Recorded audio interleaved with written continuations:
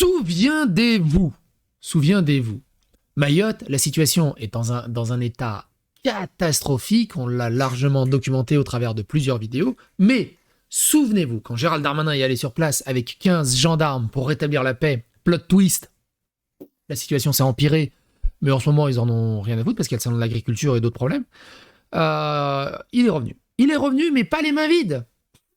Il a récupéré les migrants comoriens qui foutaient le bordel dans le pays. Violents, machettes. Il les a récupérés, il les a foutus dans un avion gratuitement, il les a envoyés vers la France. Déjà, ça, c'était un scandale quand même. Il récupère les migrants qui foutent en l'air Mayotte, qui détruisent Mayotte, il leur paye l'avion gratuitement pour les ramener en métropole.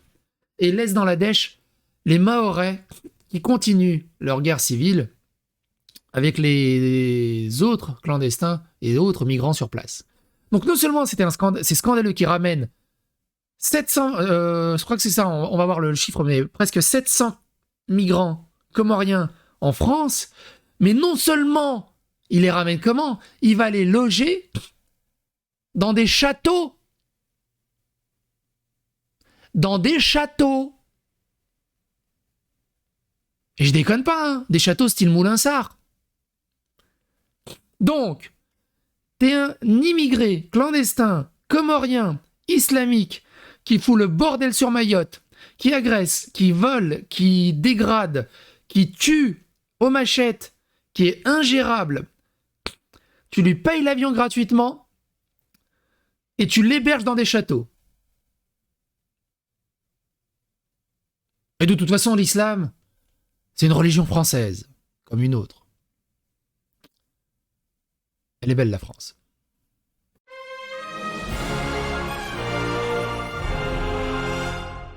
Attention, please.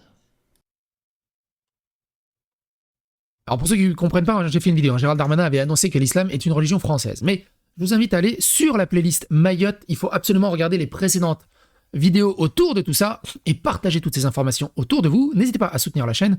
Évidemment, rejoignez Tipeee, tout ça. Les commentaires sont là. Les sources sont là. Les liens sont dans la source. À Mayotte, je vous invite à suivre ce compte-là, La Voix du Peuple, qui partage ce qui se passe à Mayotte. Il partage des trucs que les médias n'en parlent pas.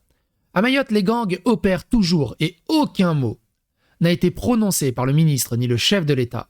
Malgré la visite prévue de la ministre chargée des Outre-mer demain, la situation reste insurrectionnelle sur l'île. Mais que fait l'État ? On se regarde un petit extrait des vidéos. Alors j'imagine qu'ils sont contents que Darmanin ait annoncé que l'islam était une religion française et qu'on va leur offrir l'avion et les héberger dans des châteaux.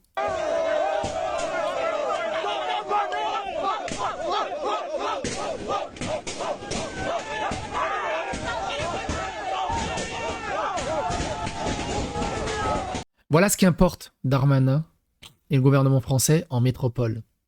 Voilà ce qu'ils autorisent avec les ONG, les fameux Ocean Vikings et tout, à ramener en France. Voilà ce que défend la gauche woke en disant « Mais le vivre ensemble, ils vont s'intégrer, tout va bien, il n'y a aucun problème, tout. » Oh, on me dira. Arrêtez, je...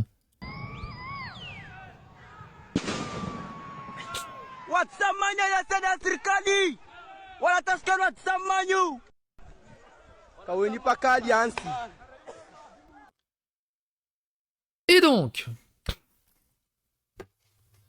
scandale du château de Grignon, des meubles d'exception vendus pour une bouchée de pain, du mobilier datant de Louis XVI mis en vente à partir de 40 €. Le château réquisitionné pour les migrants africains en provenance de Mayotte. Super. Envahir Mayotte et faire régner la terreur sur l'île offre directement un billet d'avion pour la France. Ce pouvoir fait n'importe quoi et s'étonne de voir le RN monter. À ce stade de débilité, on se pince. Les riverains s'étaient battus pour que le PSG n'y installe pas son nouveau centre d'entraînement. Pas sûr qu'ils aient gagné au change.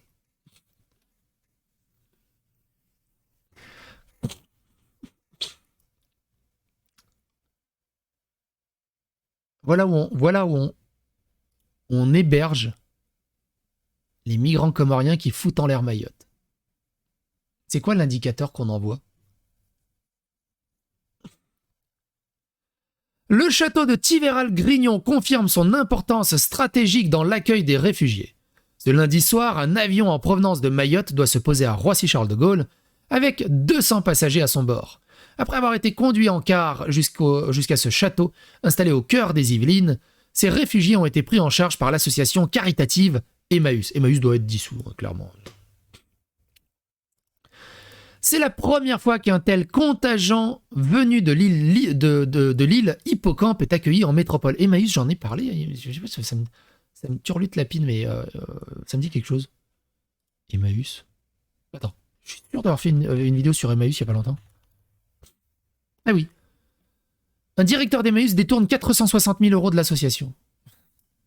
Je vous laisse le lien dans la description. Originaire de l'Afrique de l'Est, ces migrants... Pourquoi ils ont mis entre parenthèses? S'étaient installés ces derniers mois dans le département français de l'océan Indien, situé entre le Mozambique et Madagascar. Contrairement aux milliers de clandestins comoriens qui vivent à Mayotte, aucun d'entre eux n'est en situation irrégulière. Ils disposent tous de statut international de réfugiés politiques. Bénéficiaires du droit d'asile, les 2/3 viennent du nord de la République démocratique du Congo, touchée par une guerre civile dans la région du Kivu, mais aussi du Rwanda, de la Somalie et du Burundi. Ce sont essentiellement des familles ou des femmes seules qui logeaient dans un stade à proximité de Mamoudzou, la préfecture de Mayotte, dans des conditions déplorables dans le contexte tendu que connaît actuellement l'île. L'acceptabilité locale à leur égard s'étiolait, indique une source préfectorale pour expliquer la soudaineté de ce transfert. Dans les prochains jours, une petite partie d'entre eux va rejoindre la famille en région parisienne. La majorité restera sur place jusqu'à la mi-mars, avant d'être dirigée vers des solutions d'hébergement pérennes en province. Et évidemment, ils vont éclater ça dans nos campagnes. Concernant Tivéral, il s'agit d'un accueil transitoire de personnes en situation régulière francophone et venues en famille.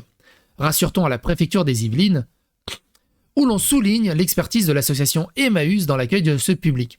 En dépit de ce caractère humanitaire de cette opération et du profil de ces personnes, Nadine Gohar, la mère sans étiquette, et ils vont dire « Ah, elle n'a pas d'étiquette, elle est donc d'extrême droite ?» de cette commune de 1100 habitants, 1100 habitants, on va mettre 30% d'étrangers, a toutefois écrit ce matin à ses administrés pour les prévenir. Elle dit regretter le caractère contraint de cette décision imposée par la préfecture sans négociation possible. Le matin même de l'annonce, elle prévient les... En fait, on va héberger au château 400 migrants. C'est scandaleux. Elle peut pas dire juste non. Enfin, jamais. Non, jamais de la. Enfin, toi fou, va trouver ailleurs. Enfin, je suis maire de ma ville. Au bout d'un moment, tu m'imposes rien du tout. Au bout d'un moment, surtout sans négociation et sans discussion, sans réunion. Non mais, on n'est pas dans une république bananière. Je sais qu'ils veulent créer une république bananière au bout d'un moment, mais t'es maire de ta ville au bout d'un moment, Nadine. Tu te mets comme ça en étoile de mer devant les portes du château, tu dis non, barrez-vous. Vous n'êtes pas chez vous au bout d'un moment. Je ne peux que m'étonner de la soudaineté et de l'urgence de cette demande. La situation à Mayotte n'est pas nouvelle. Soyez rassurés que je m'attache à obtenir des garanties tant pour le bien-être et la sécurité des personnes. On verra dans quel état on retrouvera le château après coup. Fin 2022, le château de Tivéral-Grignon avait accueilli 200 réfugiés sans abri. Il y était resté plusieurs mois. Leur présence avait été pointée du doigt par le parti Reconquête d'Éric Zemmour. Ce dernier avait même organisé une manifestation devant le site en février 2023. Bien que localement, les habitants ne semblaient pas inquiets. Les militants d'extrême droite avaient estimé que la France offrait la vie de château à des étrangers, formule opportunément reprise ce lundi. Propriété de l'État, le domaine de Grignon comprend un château du XVIIe siècle et près de 270 hectares de terres agricoles et de forêts. Après avoir longtemps accueilli l'école d'ingénieurs AgroParisTech, il est resté inoccupé après le départ de celle-ci et des derniers chercheurs en novembre 2022. Un temps envisagé, l'idée de vendre à un promoteur immobilier a été définitivement abandonnée il y a quelques jours. Je vous laisse le mobilier qui a été vendu à 40 euros. Il y a un truc... Attends. Il est où l'autre? Non, c'est pas ça. Non, c'est pas ça. Mais enfin... Oh, à chaque fois, je cherche un tweet. Ah, il est là. C'est ce tweet-là que je cherchais. Livre noir qui tweet. 308 Africains sont en ce moment en train de prendre l'avion de Mayotte vers Paris. Ici, une vidéo de leur enregistrement à l'aéroport. Coût de l'opération selon la préfecture, 300 000 euros. 300 000 euros pour 300 migrants. Depuis 3 semaines, 520 Africains auront donc été envoyés en métropole. Et de combien se rallongera la facture pour les héberger au château, pour avoir la vie de grand luxe? Ils vont sûrement avoir des cuisiniers qui vont leur préparer des repas.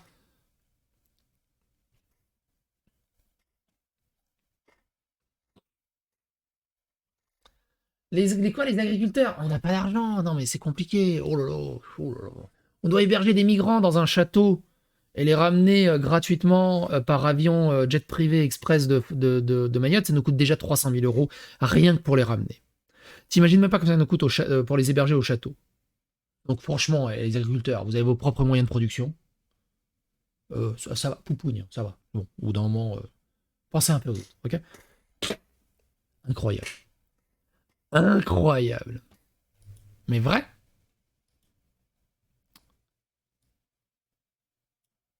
C'est incroyable. N'hésitez pas à donner votre avis, votre opinion dans les commentaires et à bientôt pour d'autres aventures. Courage aux Mahorais. Mais comme vous le voyez, être migrant, être clandestin, être violent, être délinquant, vous ouvre toutes les portes.